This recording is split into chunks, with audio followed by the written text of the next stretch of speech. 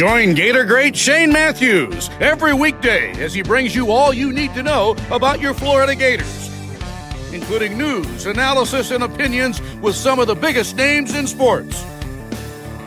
Find us on Spotify, Apple Podcasts, Google Podcasts, or wherever you listen to your favorite podcast. Or watch us live at 8 a.m. on Facebook, YouTube, and Twitter.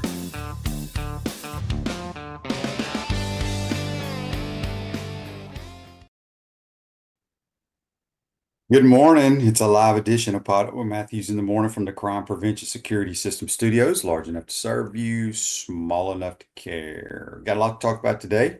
We'll have JC momentarily, then we'll have Scott Carter from FloridaGators.com. Gator basketball kicks off their season tonight in Jacksonville against the South Florida Bulls. That game, I believe, is on SEC Network 8:30. You also have the Bucks playing the Chiefs. A lot of stuff going on. College basketball tips off today. JC, you're on the Titan More Hotline, courtesy of Comfort Temp. What's happening, my friend? Well, Shane, big weekend, and I'm sure everybody enjoyed themselves for the most part. It looked like a fun time. Weather was good. I tell you, when Jacoby Jackson scored that touchdown midway through the fourth quarter and the team tied the game with a kid that basically never plays at quarterback, and the defense was still hanging around in spite of the fact that guys like Devin Moore looked like they had been through Vietnam. It's really quite astounding, frankly. I mean, we're talking about playing a very good team, probably one of the best in the country, and they were right there. They were right there in the fourth quarter, and it's kind of goes to what I was talking about last week, QB, whether it's important or not, but the effort was there, and the effort will be there, and he's got these kids to respond to him, and the locker room is intact. It's a shame that they're suffering through all these injuries. Of course, we saw the air come out of the balloon when Lagway got hurt, but my God, this team played hard, man. You can't deny the fact, as much as we want to criticize the coaching staff, they get these kids to play hard, and that is what happened on Saturday. Don't look at the scoreboard. I'm sure folks around the country that didn't watch the game probably saw the scoreboard and said, oh, well, Georgia should have covered. They only missed by half a point, so so on and so forth. Nobody, if you watch the game, and everybody did that we talked to anyway on this show, knows that Florida was right there halfway through the fourth quarter, QB. So I felt good about that, but I hate. Yeah, I mean, the Gators played well, and I'll give my thoughts. I don't know if I said it on my podcast, but I had to do a bunch of stuff over in Jacksonville on Thursday and Friday. Yeah, a lot of different shows. I said, and I may have said it on the pregame broadcast, my keys to victory or whatever, however we do it. I said we need a game very similar to Kentucky. We need to, for us to be in this game, we need Kentucky to give us some turnovers. I mean, Georgia, like Kentucky did. Yeah. Well, they did. Yeah. Look, we have gotten better as a football team. Yeah. But I try to look at it from both sides. If Carson Beck does not throw 3 interceptions, is the game close? If DJ doesn't get hurt, do we have a chance to win? I don't know. I thought he struggled early. He hit the one deep shot after the one turnover that Devin Moore ran back. But he was struggling in the pocket. Look, Georgia to me is one of the top teams in America, no question about it. But their quarterback has thrown 8 interceptions in the last 3 SEC games, and that's why they're not what they are. He's not Stetson Bennett. I think he's a decent college quarterback. I don't think he's a great quarterback. He lost a lot of good players that are playing in the NFL that really helped him last year. But Florida played well. I mean, as you said, the effort's been there all year long. Here's what my eyes have shown me the last few weeks and watching a lot of football, JC. Yeah. The college football playoff is going to be so fun. Oh, because whether we like the portal or not, which I know people don't. I don't like it. If you have one free transfer, that's fine, but multiple transfers is ridiculous. But what it has done is it has made everybody almost, I wouldn't say catch up to Alabama and Georgia or an Ohio State, but they're getting there. Yeah. I mean, you look across the SEC, who would have ever thought South Carolina would just dismantle A&M like they did, right? Yep. Okay. So I want to read this right here. This is crazy because this is where the SEC stands right now. Everybody has one loss in the league, right? Yeah. All right. Listen to this scenario. Okay. Let me pull it up. Hope I didn't delete it. I delete a lot of things. Yeah, Here it is. so do I. So we have no idea who's going to be the top 2 teams going to play Atlanta. Nope. But this could really cause some serious issues in the next few weeks. If Ole Miss beats Georgia, which I think is very possible. right? But listen, I'm going to give you this could all happen.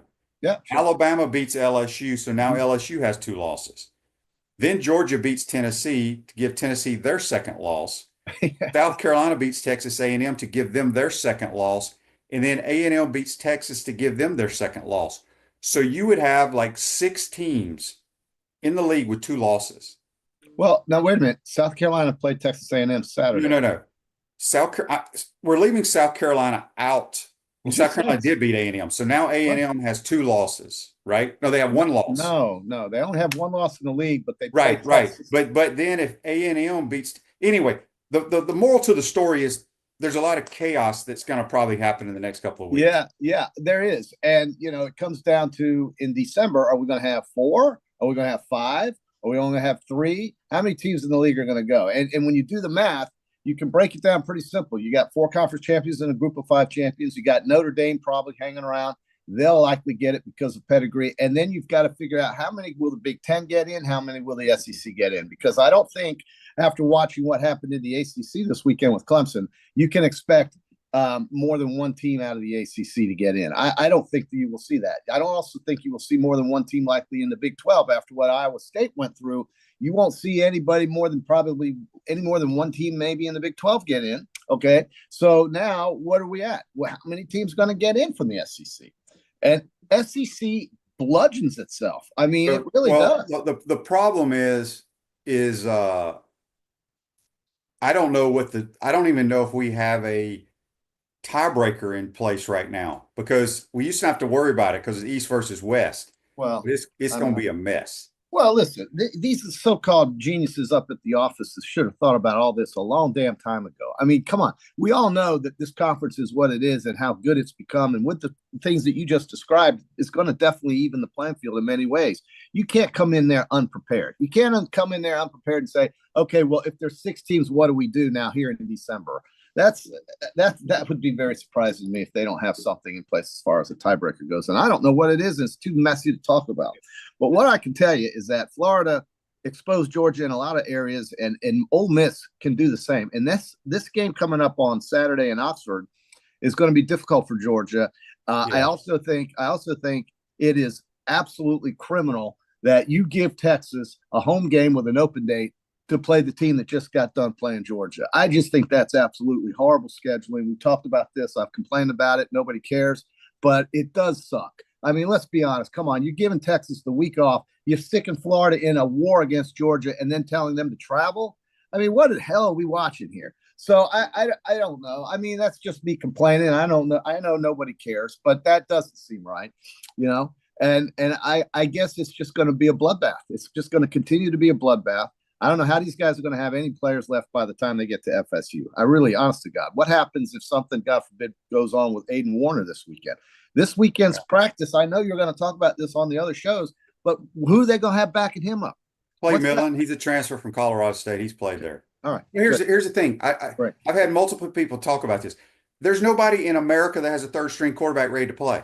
Yeah. Or that you ever heard of. Okay? I know, and it's unbelievable. So it is what it is. There's nothing you can do about it. It's unbelievable that you lose 2 guys in 2 weeks. Right. I mean, that's unbelievable.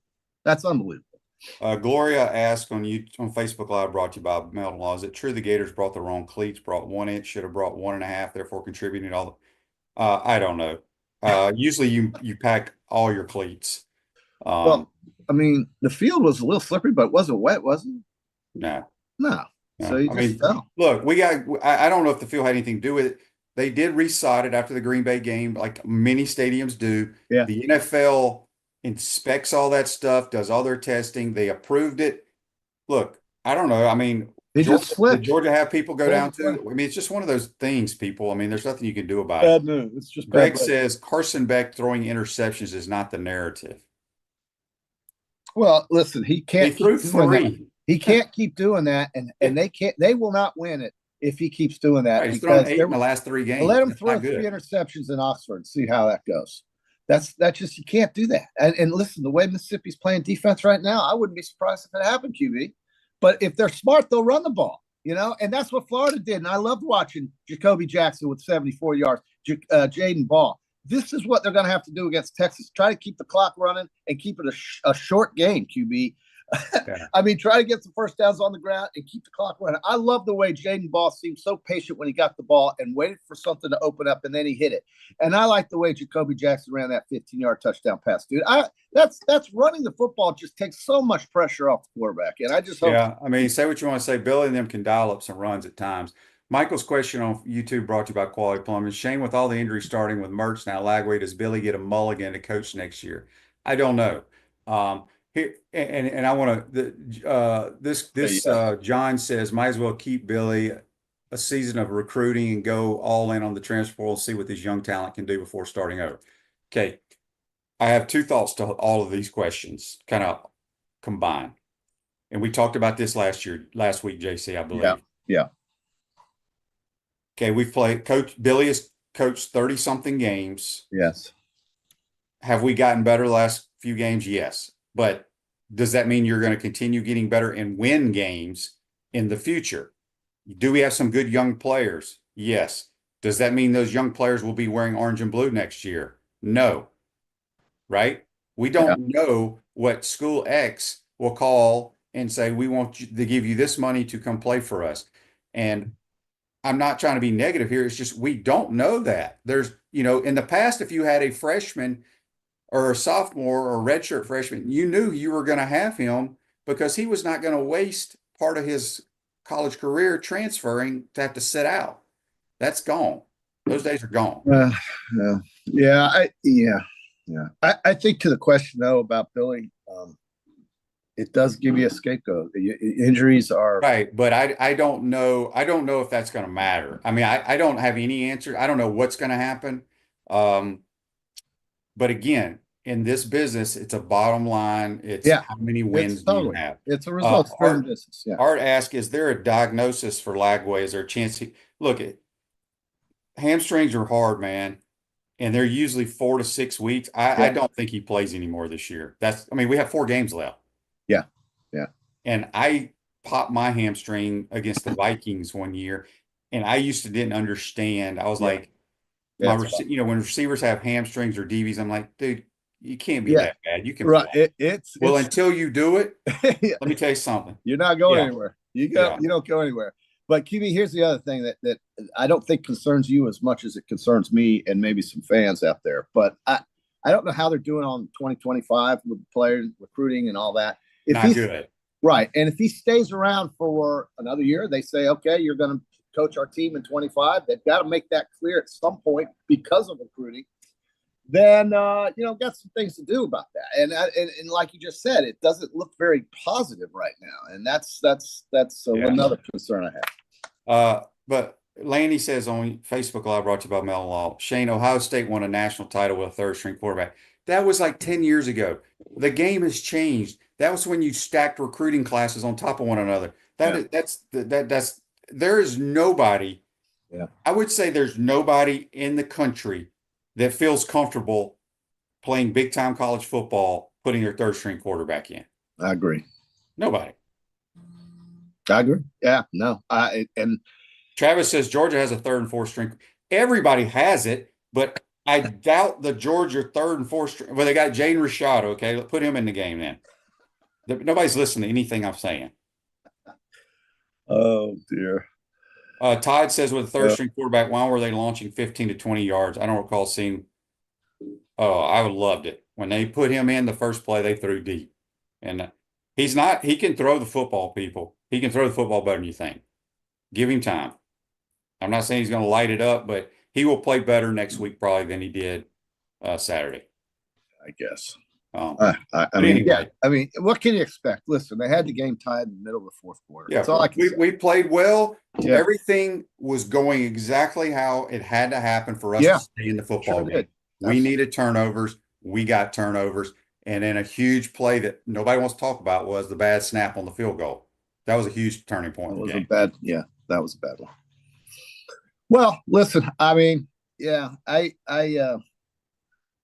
just hope folks aren't, look, they'll be back for 2 home games to finish out the season after this upcoming weekend. And I just hope they can come out of this game with Texas with a semblance of a roster that can play and compete. We're going to be missing tons of players. It's going to be awful, and that's what I hate being so down about it. Right, but again, I like to look at it from both sides of the view. The thing, Georgia was missing a lot of players too. So, Brandon says on Facebook Live, brought to you by Mellon, giving him another year is based on hope, and normally that is not a good business plan. Well, it's also economical, folks. As much as you I don't think that's the problem.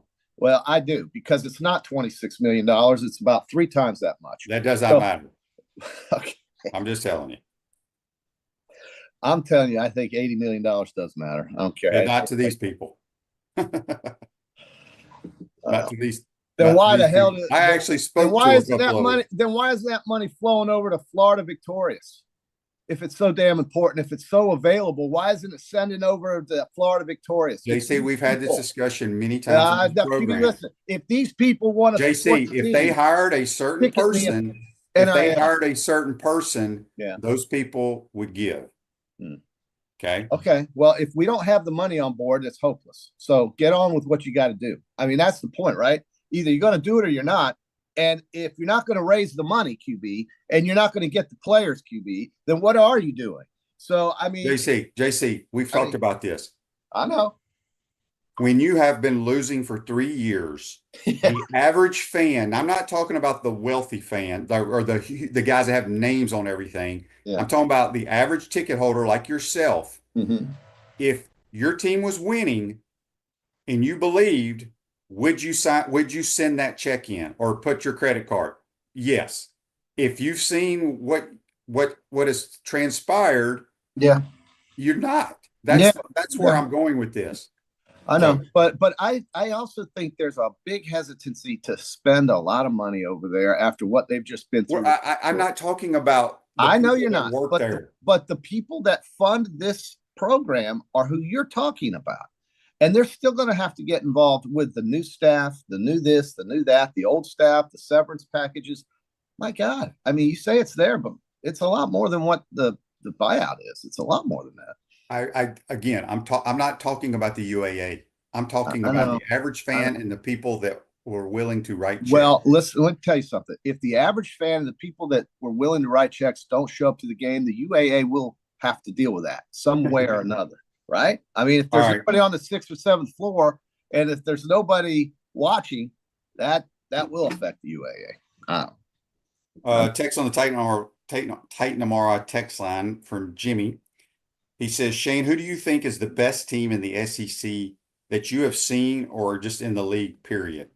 It changes week to week, quite honestly. It really does. I watched about every team play that was on TV this week. Yeah. And this may sound crazy.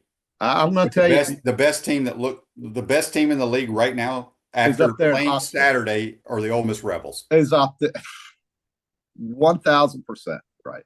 That's 100. I mean, and just the fact that they've got athletes that they used to not have on that roster with what he's done to build that program, 100% right.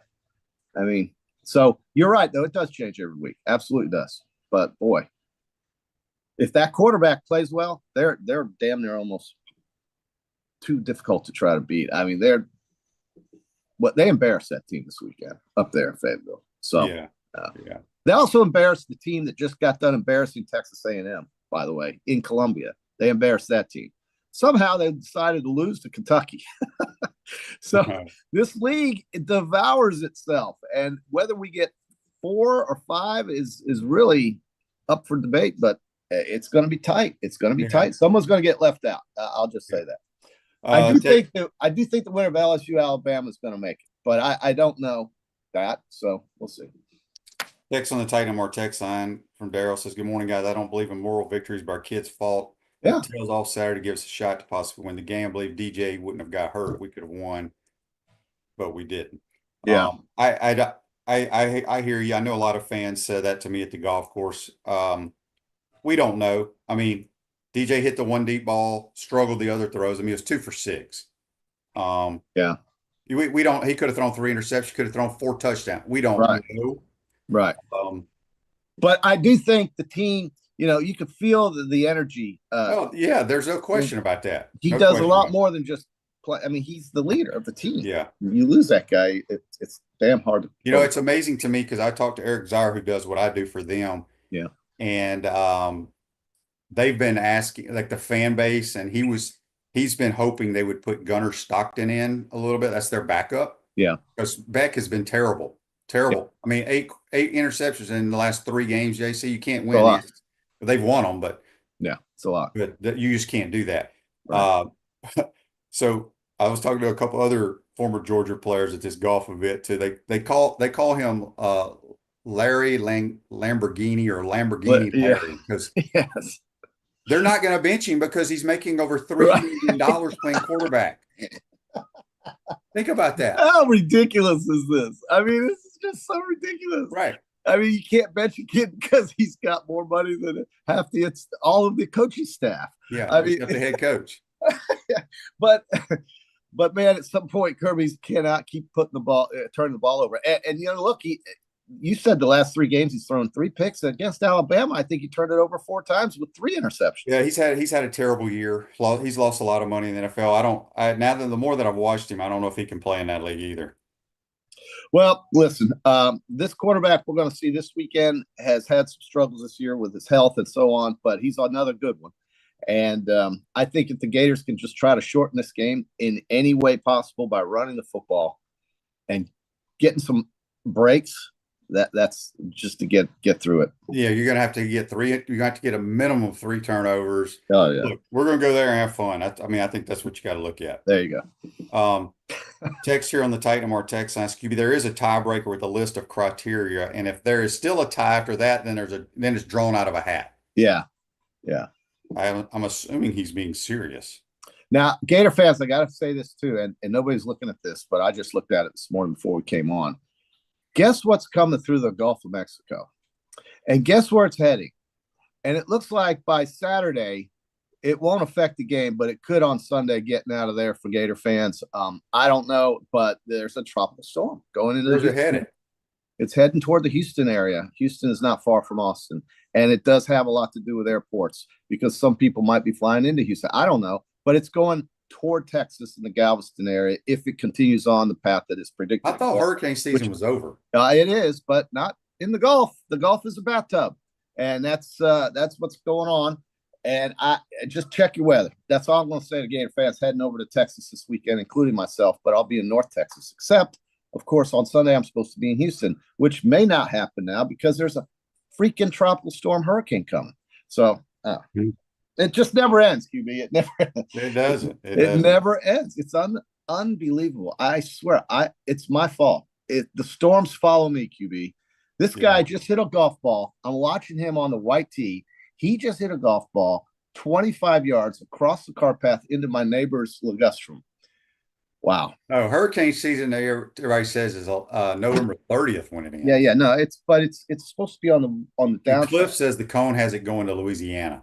Okay, well, that would help for us in Texas. Yes, it would. Where are you going in Texas? I'm going to Dallas. Okay, well, that's way up there. No, but on Sunday, I'm supposed to go to Houston for the Texans-Lions game. Oh. And I'm going to go see Jack. And so, Houston and Austin are, they're a couple hours away. They are, but I thought you were going to Dallas, which is nowhere near there. That's right. But I'm flying down to Houston on Sunday. Right. Josh from Mississippi on the Titan MR text line says, QB, we had Georgia on the ropes. They got lucky. Lagway went down in his opinion. Well, I mean, everybody believes that Florida could have easily won that game if that quarterback stays in there. And again, they were tied in the fourth. Right. Quarter. But my thoughts, and I try to take my Gator hat off, JC. I get it, but you're on podcast. We could have also, and this is not DJ, it could have been JC playing quarterback and people were excited about you. You could have stayed in the game and you could have thrown 2 or 3 interceptions. Yeah, I know, I get it. But everybody's assuming that he's going to complete every pass. No, it's true. That's true. You're right. And then on the other hand, I'm like, we are in the game because of Carson Beck throwing 3 interceptions. Well, I thought the defense played damn hard. They did. I'm taking nothing away from that. They still had over 500, almost 500 yards of offense, but the 3 turnovers were the key for the Gators to be in the football game. True. Very true. And listen, they did run the ball well. I mean, they had over 100-something yards running. The first half was the craziest half, I think, because Sean and I talked about it. Yeah. We had the lead, and we didn't even have 100 yards of offense. They had almost 270 something, right. Well, and they had 3 points. That's what turnovers do to you. Mm-hmm. But running the football, QB, when there's no threat to pass, and that's basically what happened after Lagway left the game, was still pretty impressive as far as I'm concerned. They can scheme up runs. Yeah, real well. and let's hope that happens on Saturday. Continues to happen because there really isn't much of a threat to pass the ball. So the defense knows what's coming, and yet they're still able to get some yardage on the ground. All right, Jason, let's talk briefly about the National Football League before we get to Scott Carter. All right. Anything stand out? Well, first of all, I played golf early, got home. I actually watched some football yesterday. And if Nick Sirianni, how you pronounce his name, is not fired today or tomorrow. He tried to lose that game. It's not just one decision. Okay. You kick extra points and then you don't, when you have an easy chip shot field goals, you take them. So he did not kick 2 extra points and he did not kick 2 chip shot field goals. Yeah. That's what? 8 points. Awesome. The game wouldn't even been close. It's the dumbest damn thing. It is. And nobody will ever convince me, these dumbass coaches and these analytics. Yeah. When they're down, like they're down 15 or whatever it is. And then they decide to go for 2. You kick it to keep it a one possession game or a 2 possession game. Right. I don't understand. Why do they do it the backwards way? I don't understand. Blows my mind, QB. That's exactly what I was thinking. Yes, it's like, why does he just kick the extra point and then you're down 8? Dabo did the same thing. And by the way, Clemson's done. But yes, Dabo, I don't understand what these guys are thinking. It's a sickness. But I will tell you this. The NFL yesterday showed me that we've got a team up there in Detroit that if they don't get undisciplined and have dumb penalties and get kicked out of games with ejections, and if they can stay healthy, even though they lost their best pass rusher, is a real threat to win the NFC. And I'll say that the Cardinals are playing better. The Rams somehow are 4-4, and Miami finds ways to lose games as well. And it just goes on and on. It's the same old story in the league. There's a lot of bad teams in the NFL, QB. I've noticed that if you look at some of these divisions, these teams stink. These records are bad. And I think that's what's kind of surprised me more than anything is how mediocre so many teams are to the bad side. Washington is a threat. They've won 6 games. That hasn't happened in decades at this point in the year. And Minnesota, they got off to a fast start. They've won 6 games now. But injuries really are affecting everything.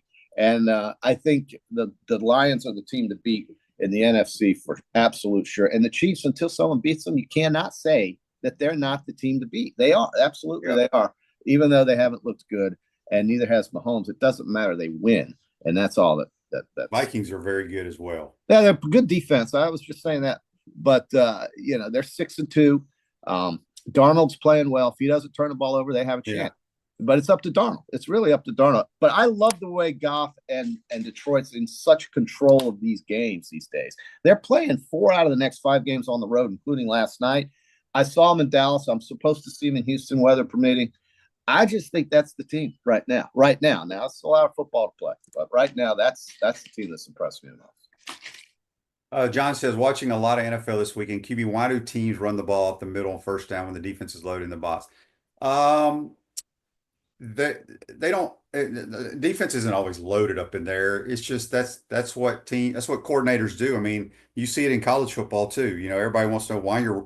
I love it when they say why you're running it up the gut. There's a rhyme and reason to it. Yeah. The fan does not like that 1 to 2 yard run. Yeah. But it can set up some other things. Yes. Yeah. There's always a rhyme or reason. So. Yeah, there's always. The Bengals got off the mat yesterday a little bit. Incredible play by Drake May to keep the Patriots in the game on the last play. He was scrambling for 15 seconds and threw a ball into the end zone that somehow a Patriot came up with. But they lost in overtime. Again, the Dolphins are much better with Tua, but they still can't play defense. And I think the Chargers are a sneaky team that not many folks are talking about. They bore you to sleep. They do, but they are physical as all hell on defense, and they keep the game close. You know, he doesn't let games get away from him. And so watch out for the Chargers a little bit. And I do think the Cardinals are trying to run the ball a lot more. They're more physical. I think the Steelers are doing the same thing. If Russell doesn't turn the ball over and if he can get first downs, the Steelers are going to be a factor. And then Lamar Jackson, you know, he just does what he does.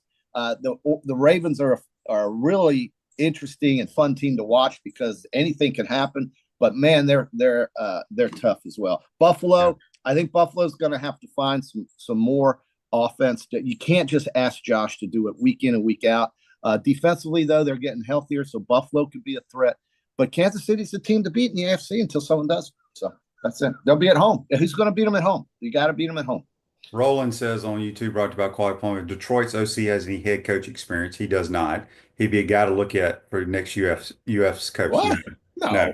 Ben Johnson turned down 2 NFL head coaching jobs last year to stay as the OC. He did. Yeah. He'll be a head coach maybe next year. He's waiting for the team he wants to coach. He's not going to college. I agree with that. Yeah, I agree with Why that. the hell would anybody want to go to college out of the pros? Mess. No way. It's so much to think about. It blows your mind.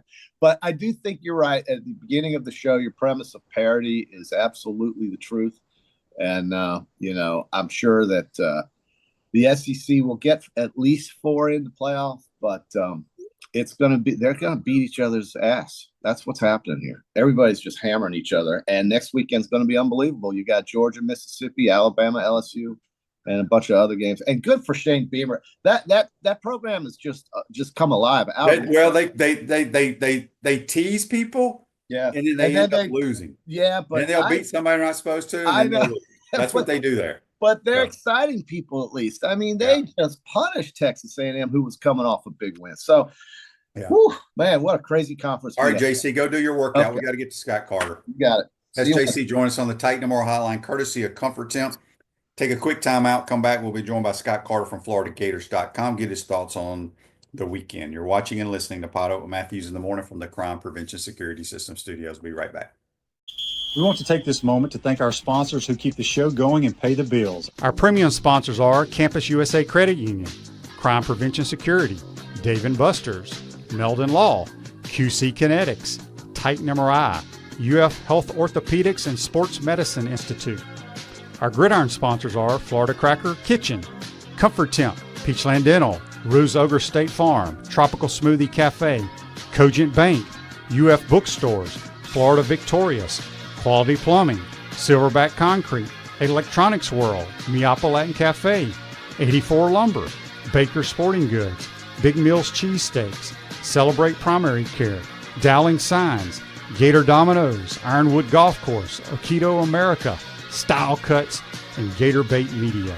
Watch and listen to us live on Facebook and YouTube. Listen to the podcast whenever on Apple Podcasts, Spotify, Google Podcasts, or any of the 39 platforms where you listen to your favorite podcast.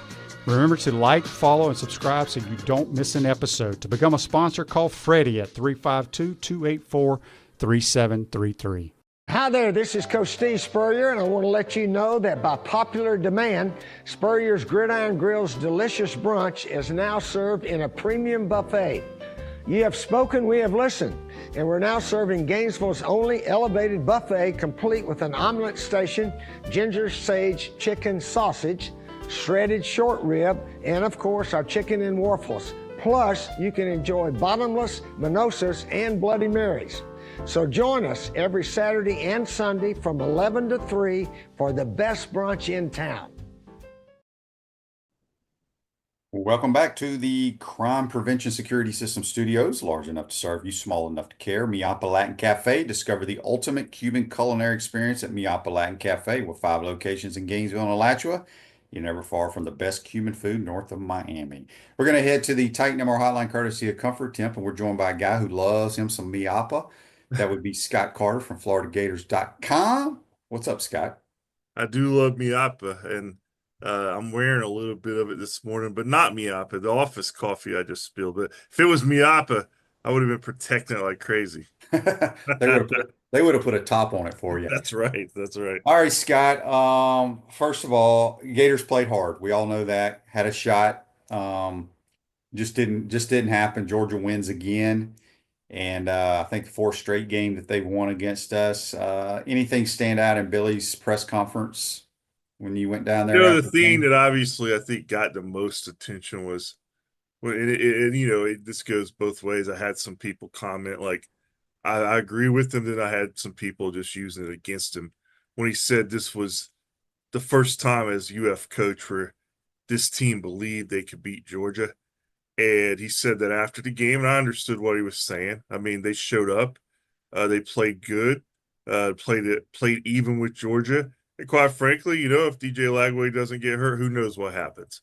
I just know from what I saw, it was the best Florida performance in a Georgia game since obviously 2020, and it did look and feel different than the past three had. So I just, you can look at this both ways. Obviously, is it progress? Well, yeah, it's progress because that gap, at least on the field, looked closer than it has been. The scoreboard, obviously, they added that touchdown late, made it a little bit different look than it would have been. We all know the game was closer than 14 points for most of the day, so you could take it how you will. But that was probably the most telling statement. And I don't think that was any. You've seen this team. I mean, that was their best chance against Georgia in 4 years. Yeah, I agree 100% with you when you say we've closed the gap with Georgia. Mhm. But I was talking to JC about this, Scott. Tell me if you agree or disagree. I feel like everybody in the SEC has closed the gap on Georgia and Alabama. Yeah. We watch games all the time sitting up in the press box, and the Vandy's, the South Carolinas, Ole Misses, as much as we hate the portal and NIL, that's allowed it to be chaos in the SEC right now. Yeah, no, I agree. I think that's why this season's so entertaining on so many levels, is because each week there's a surprise. And I do agree that the SEC, I was looking at Georgia going into that game. I thought the last 3.5 games, the second half against Alabama and their past 3 games, I thought they started to emerge as maybe the class of the SEC. Maybe they still are, but they certainly weren't a dominant team on Saturday against Florida. I still think they're very good, and of course, they're still better than the Gators. So, again, this is an old argument. I just thought they played better than they had in that game in a while, but they still have work to do. And unfortunately, the job gets tougher when you don't have DJ Lagway around. Andy's question says, Scott, why haven't we run the jet sweep since we failed on 4th and inches against the Vols? Well, we ran the jet sweep twice against the Dogs. It's the power read, actually the same play, but we handed it to Jacoby Jackson twice on the jet sweep. I think one of them was the first play of the game, their offense, I think. Yeah, I think you're right. Yep. Yeah. It's the power. It looks a little different, but it's still the jet sweep because it's a read by DJ. He can pull it and follow the pulling guard inside the B gap. A lot of people are asking, will we see Trey Wilson ever play again? Oh, we'll see him when we see him is how I tell people. I mean, I don't know. I mean, I'm not in Trey's head. We saw what's going on with him. He had a hip problem that they sent him to a specialist. It's something evidently that he's played through in the past, but now it's hampered him. He's had some other nagging injuries this year. So you just don't know. I mean, there's going to be speculation out there about whether or not we're going to see him again until we see him, right, Shane? So I think right now it's a week-to-week status with him. And, hopefully he gets back out there and wants to contribute and see if he can help them in this final month, but again, that's a question I don't have the answer to as we sit here on a Monday morning right after the Georgia game. Right. Chris. I'm reading Facebook right here. But Scott, the injury report is going to be extremely long probably this week. Yeah. I would assume obviously DJ's I personally don't think DJ will play again this year because hamstrings usually if it's just a tweak, you're looking at 4 weeks. Yeah. And I've never seen anybody bring a card out for a hamstring injury. Yeah, that was me too. If he'd gotten up and walked off and held his leg and stayed around the sideline, I might say, well, he'll get back. But that's severe of an injury, and it looked like it was bad. So again, we'll find out more as time goes on. But do I expect to see him anytime soon? No. He's going to be at the top of the depth chart. I think Eugene Wilson's still going to be there. Obviously, Devin Moore, Dijon Johnson. My gosh, they're getting so thin in the secondary. Well, what are their statuses? I mean, you saw Devin Moore with a big wrap on his leg, almost like what Graham Mertz has, so it didn't look good for him, quite frankly.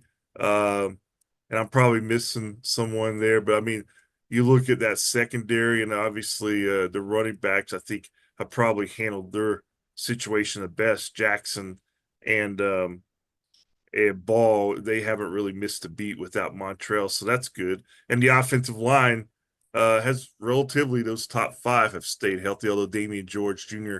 was listed last week on the injury chart. He did leave that game late, so we'll just have to see. I mean, it's that time of year, Shane, where I think you're right. The injury report grows, but I think more concern for the Gators, some of these injuries potentially season ending. Yeah, Electronics World Integration and Design Specialist for smart home automation and entertainment, affordable local installation service and support at electronicsworld.net. We got Scott Carter here. So Scott, my players of the game on the broadcast were Aaron Gates Yep. and Jeremy Crawshaw. Yeah. He flipped the field multiple times because this kind of became a field position game. Yeah. But I thought the play of Aaron Gates was just spectacular. Well, Aaron Gates to me has been their best open field tackler all season. And now he's making more plays. Obviously, had a big interception on Saturday. I think you're seeing a young player each week. He's just gaining confidence and a bigger role on the team. And he's one of to me, one of the guys that you can look at this Florida defense and its improvement of late. You could say this is one of the reasons why, and he's one of the building blocks for the future. So, yeah, Aaron Gates had a great game. I think your selection of Jeremy Crawshaw is fitting. Unfortunately, Gators did have to punt a lot more than they wanted in what was a field position game, certainly in the second half. Crawshaw, we know that this guy is one of the best punters in the country. He's going to play in NFL, I think. So he's an important weapon to have. Unfortunately, special teams did come under, they kind of come under criticism again on the field goal attempt where the snap went wrong. But overall, I thought they played pretty well, led by Crawshaw. And it's just one of those games, missed opportunities. But again, the whole complexion of the afternoon changed the moment DJ Lagway fell to that turf, and you knew it was something serious. And I give the Gators credit for hanging around because, quite frankly, I thought it would have gotten away from them a lot quicker than it did. But I give them credit for keeping it close and even tying it late. You know what was impressive, really impressive, was we got that ball late in the first half. I think it was 7-3. And we put together a little 2-minute run package. Yeah. And we ran like 8 plays and completed one slant that got us into the field goal range. But we did it all running the football. That was a very unusual drive. And it was so unusual. Gave them those 3 extra points that really stood up for. The first half was one of the most bizarre first half I've ever seen. Because it was. We didn't even have, I think we had around 80 or 90 yards of offense. They had about 220, 230, and they had only scored 3 points. Yeah, it was. The story was Carson Beck's interceptions, and the Gators took advantage of some of that, and that was what kept them in the game. This text says here, SEC has some good teams, but not elite dominant like past years. Don't think SEC wins the Natty. See, I don't think there's any dominant teams in America. Even though Oregon's still undefeated, they haven't been dominant. So you're going to get in this 12-team playoff, 12-team tournament, and it's going to be exciting. It's going to be like the NFL, in my opinion. You don't know who's going to win. You have no idea. Yeah, I'm looking forward to the playoff this year probably more than ever, just because I was even talking to you or Chris or someone in the press box the other day about the home field playoff games. I mean, I'm really looking forward to seeing what that looks like. That's going to be a great thing for college football. But yeah, I mean, If I was to flip a coin today and had to pick somebody, I mean, I still think Oregon, Georgia would probably be my two top choices. But again, I don't know. This certainly isn't Kirby Smart's best team. No, I think if Carson Beck can, I mean, he's thrown eight. Talked about 8 interceptions in the last 3 games, Yeah. and he can't continue doing that once they get in the playoffs, or even if they make the playoffs. They miss Stetson Bennett. John's question for me, he wants me to talk a little bit about our new starting quarterback. You probably know more. Aiden Warner grew up a Gator. His parents both went to the University of Florida from Winter Park High School. Went to Yale, transferred here. You take over from there, Scott. Yeah, I mean, like I said, grew up in Orlando, and he a couple of years ago he had a really good season at Winter Park High. Was one of those second team All Central Florida on the Orlando Sentinels All County team or All Area team. So he was not a secret, but he's also a very good student. So he goes up to Yale, and I think he still wanted to try his hand in big time college football. Like you say, grew up a Gator. Parents went here, and they had a spot for him as preferred walk on. And I remember watching. I mean, I'm not going to sit here and say I watched him a lot in fall camp because there was no reason to watch him a lot. I saw him out there sometimes. I don't have any real recollection like, oh man, this guy's got a great arm. I did recognize he was tall, slim, seemed like he was composed. I watched Clay Millen more because he started 10 games at Colorado State. So I was thinking, well, if Mertz gets hurt and this Lagway plan was still unsure, I'm thinking, well, maybe they let Millen take over and give Lagway some more time. And Millen did make some decent throws from time to time from what I saw. I don't think he's quite as tall as Warner, but obviously from what Billy Napier has seen throughout camp and the season, Aiden Warner's ahead of Clay Millen. A lot of people were tweeting at me the other day, like, hey, why are they not going to Millen? Well, obviously Billy Napier felt better with Aiden Warner, so that's why. So I don't know. I think it's probably from here on out where they are in the season and what we saw last Saturday. I mean, obviously, you don't want to go through a whole game like the offense did in the second half. It struggled. Let's just put it blunt. So would I be surprised if they're like that against Texas to give Clay Millen a shot? No, I mean, I think you'd try anything at this point. Well, you got nothing to lose. But as of right now, he said they're going to rally around Aiden Warner and see what he can do. Yeah, somebody asked, does he have an arm to play in the SEC? He's got a good arm. He's got a good arm. I like the way he throws the football. I will say this: some of the balls didn't come out of his hand real well the other day. Mhm. There's a lot of reasons to that. He had zero idea that he was going to play in this game, and I'm going on my experience on every team I played on. The starting quarterback doctors the balls up the way they want them. Okay, Interesting. the one thing that I would tell Aiden Warner, don't listen to these rules and regulations. You go doctor the balls up the way you want them, and you tell the damn student managers, these 12 balls right here, you check those in. These are the balls that I need when I'm playing. Because different people have different hand size. They like to grip the ball. They like different feels. Like some people like them right out of the wrapper. Some of them like them broken in. He needs to get. So anyway, look, as I said earlier, the days of having a third string quarterback that people know who they are or they're highly recruited ain't happening anywhere that I'm aware of in America. No, all those guys are playing at Boise State or Idaho or somewhere else, or Yes. starting right away at other schools. Yeah. So Yeah. it's unfortunate what's happened, but they will make the best of it. He's a guy that you can tell the players believe in him. I mean, they like him because he's always been that guy running the scout team. The defensive guys respect him. So they'll rally around him. I don't know if that means we're going to beat Texas, but they'll put a plan together where he's comfortable. Yeah, and Billy said that will be altered some. He's different than DJ Lagway, just like they had a different plan for Graham Mertz. I think what they were doing with Mertz is probably going to be more similar than what they do, with Warner. Yeah. All right. Before we get you out of here, Scott, this is a text from someone in the 850 area code. It says, QB with the money dying up for NIL and the donors not writing checks, recruiting has fallen to 50th. Do you think this is an indicator that Billy will not return next year? I will answer that and I'll give you my thoughts and I'll let Scott.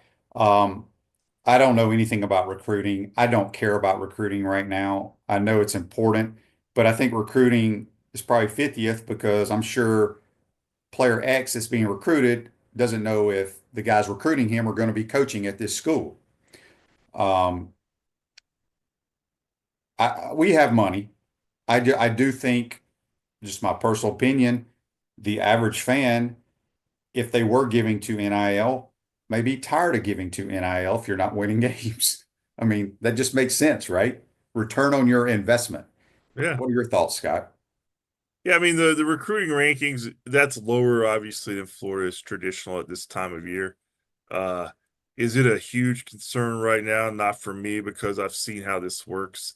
And even under Napier, it seems like uh it just evolves until through the spring, through the February cycle, and the national official or old national signing day. Really, I guess official national signing day is more in December now. But no, I don't think the recruiting number is a big factor in any of the, at least, you know, university side decision makers. Now, where this is going to go, Shane, I don't know. We've all heard everything. I mean, you could say, well, it's a big buyout for Billy Napier, but there's also reports out there that the people who would be paying for that buyout have come up with the money.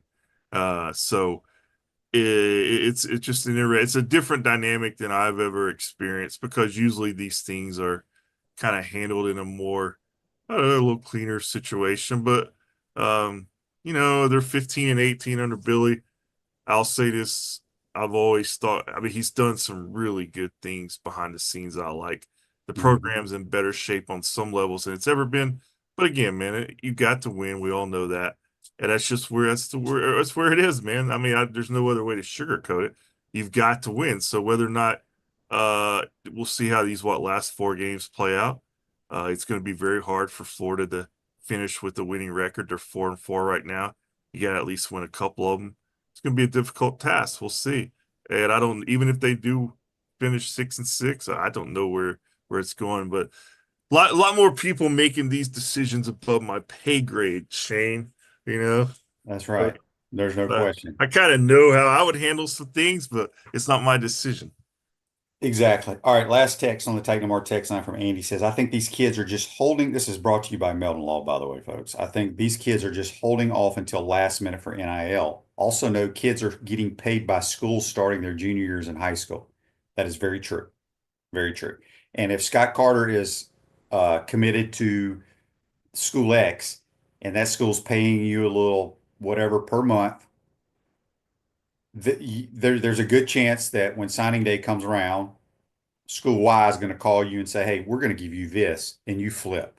That is pretty much what is going on in Yeah. today's world. In the recruiting world, that is what's going on, and I think it's even going on once they get on campus. I would always hope that if I sign, or let's say my son was a big time college prospect, I'd have a hard time once he signed with the school, endorsing him leaving.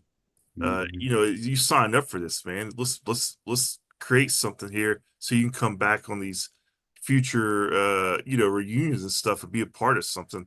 But that's just me. I guess I'm old school, Shane. I'm But right there you're with right. you. You're right, man. On the recruiting world, it's really who's offering the most money right now, especially at the top level of recruiting. And some of the deals turn out to be successful, some of them turn out to be bust. That's just the way it's going to be. But welcome to 2024 and beyond. Yeah. Scott, good stuff as always. We start Gator Hoops tonight. You boys are going to be busy. I know Chris is taking care of that. Um, what do you got up your sleeves? Just still football until football season's over, right? Yeah, going out to Texas this week. First time the Gators have played in Texas since first time they played them since 1940. So you and I weren't even around, Shane. So Uh, we have played in Austin before. we played in Austin in 39 and then here in 40. And then they played like in 1924. They played 3 times in history. I've already looked this up, obviously. I didn't go to bed last night knowing this. But so they have played, but even the HBC wasn't born the last time these teams. Right, right. So that shows you how. So I'm looking forward to that, and I'm curious. I mean, I've talked to Chris enough about the basketball team, as you probably have. I think these guys going to be a pretty decent team this year. So I'm Yeah. looking forward to seeing them. They're excited. That is Scott Carter. You can follow him on Twitter, and he tweets great things, folks, at Gators Scott. Appreciate it, my friend. Thanks, Shane. See you. Scott Carter join us on the Titan More Hotline, courtesy of Comfort Temp. Silverback Concrete builds firm foundations for generations. You stand on it. We stand by it. Appreciate everybody chiming in today. We'll be here tomorrow. I got to go do Steve Russell's show this afternoon. If you listen to that, give us a call. Appreciate it. Take care, folks.